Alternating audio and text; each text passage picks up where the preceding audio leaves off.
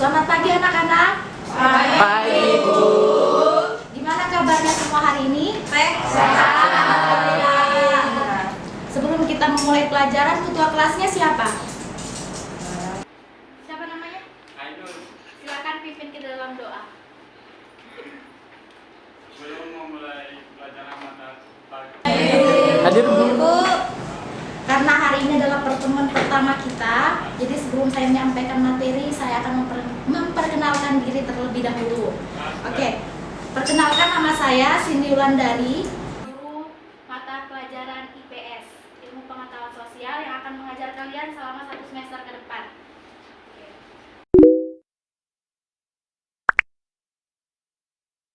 Oke, kita akan bahas sama-sama ya. Tapi sebelum kita ke materi, saya mau bertanya dulu.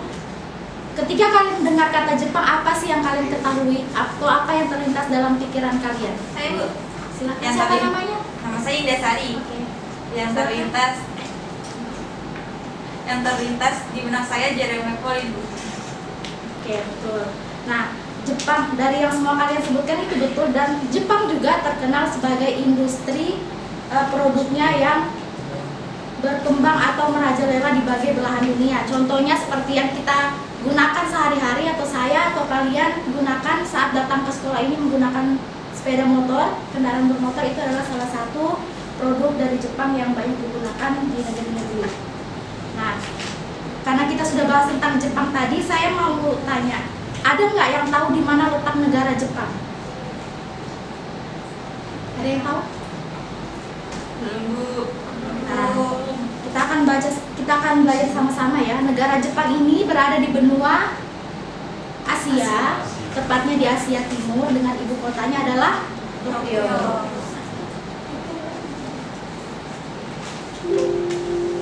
Nah, secara astronomis, negara Jepang ini terletak di 30 derajat lintang utara sampai dengan 47 derajat lintang utara dan 148 derajat di bujur timur sampai 146 derajat bujur timur. Iklim negara Jepang. Ada yang tahu nggak iklim negara Jepang? Kondisinya? Bisa kalian lihat di slide ya. Kondisi iklim negara Jepang itu bervariasi sesuai dengan lintangnya. Pada musim dingin, udara di Jepang itu antara -7 derajat Celcius sampai dengan 7 derajat Celcius. Sedangkan pada musim panas, suhunya itu berkisaran antara 20 derajat Celcius sampai dengan 27 derajat Celcius.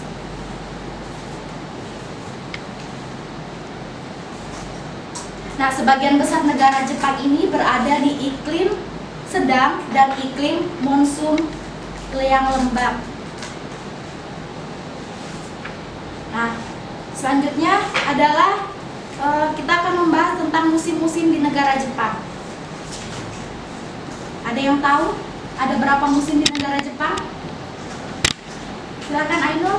ada 4 musim, Apa aja? Bisa disebutkan? musim gugur, musim panas, musim semi, dan musim dingin. Oke, betul. Tapi sebelum kita membahas musim itu, kita harus tahu dulu kenapa sih musim itu bisa berganti. Ada yang tahu nggak? Kenapa musim itu bisa berganti? Nggak ada yang tahu? Saya juga nggak tahu, tapi kita baca sama-sama ya. Nah, musim di Jepang, musim itu bisa berganti karena menurut buku di ensiklopedia Seri Cuaca dan Iklim yang ditulis oleh Delik Iskandar, musim itu berganti karena perputaran orbit bumi yang mengelilingi matahari. Jadi karena perputaran itu, selama setahun musim itu akan terus berganti. Yang pertama, musim semi. Musim semi ini terjadi dari bulan Maret hingga bulan Mei. Nah, pada saat musim semi ini akan muncul kuntum-kuntum bunga yang akan bermekaran, termasuk salah satunya adalah bunga sakura, bunga ikonik kota Jepang. Yang kedua, ada musim panas. Di musim panas ini berlangsung dari Juni sampai Agustus. Nah, biasanya pada musim panas ini suhu itu akan meningkat kepanasannya dan maksimalnya itu ada di bulan Agustus. Dan suhunya itu bisa mencapai 350 derajat Celcius dengan kelembapan lebih dari 90 derajat. yang ditandai dengan mulai tumbuhnya pohon-pohon dan daun-daun pohon yang berwarna hijau. Yang ketiga ada musim dingin. Musim dingin ini berlangsung dari Desember hingga Februari. Bisa dilihat ya, tanda turunnya musim dingin itu sama seperti umumnya di negara-negara lain, yaitu dengan turunnya butiran salju dan udaranya itu bisa mencapai 20 derajat Celcius. Dan pada saat musim dingin ini orang Jepang itu punya kebiasaan yang selalu mereka lakukan, yaitu melakukan festival salju yang ada di kota Sapporo, yang biasa itu berlangsung selama 3 minggu. Dan selanjutnya yang terakhir ada musim gugur. Musim gugur ini ditandai dengan mulai gugur-gugurnya pohon-pohon yang tumbuh di sana, yang biasa kita lihat itu berwarna oranye, merah, dan kuning ya. Selanjutnya adalah kondisi alam negara Jepang. Nah, wilayah Jepang itu merupakan rangkaian pegunungan sirkum Pasifik yang bersifat vulkanisme. Nah, Jepang ini memiliki dataran rendah, dataran yang relatif kecil luasnya. Di Jepang itu memiliki daerah yang bergunung-gunung dengan lereng curam itu, dan di Jepang itu terdapat diperkirakan sebanyak 1.500 gunung, dan diantaranya ada 192 gunung berapi. Nah, oleh karena itu di Jepang itu kondisi alamnya labil sehingga sering mengalami gempa bumi. Dan karena tadi banyaknya gunung berapi, karena vulkanisme, di Jepang banyak dijumpai sumber air panas. Gunanya untuk apa? Untuk menyembuhkan penyakit kulit. Ada beberapa sumber air panas yang terkenal di Jepang, tapi ada 2 yang sangat dikenal oleh masyarakat Jepang. Ada yang tahu sumber pemandian air panas di Jepang yang sangat terkenal apa? Gak ada yang tahu? Yang terkenal di Jepang adalah Bapu dan Uzur. Itu adalah sumber pemandian air panas yang ada di Jepang. Dan gunung tertinggi di Jepang adalah, pasti kita semua tahu kan, Gunung Fuji. Fuji Metorik. Akhir adalah kondisi penduduk negara Jepang. Nah, negara Jepang ini penduduk aslinya adalah bangsa Ainu yang tinggal, siapa tadi namanya? Ainu. Bangsa Ainu itu mereka tinggal di Pulau Hokkaido, dan sekarang penduduk Jepang itu banyak campuran dari negara-negara di sekitarnya. Mereka itu tergolong suku bangsa Mongol atau suku yang berkulit kuning. Kalau Indonesia suku bangsa yang berkulit sawo matang.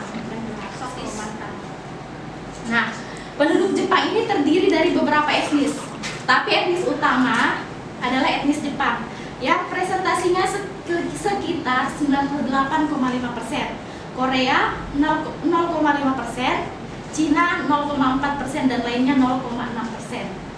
Dan agama yang dianut masyarakat Jepang ini kebanyakan terdiri dari seperti yang disebut Indah Sari tadi, agama Shinto yang presentasinya itu sekitar 83,9%, dan agama Buddha 71,4%, Kristen 2%, dan lainnya 7,8%.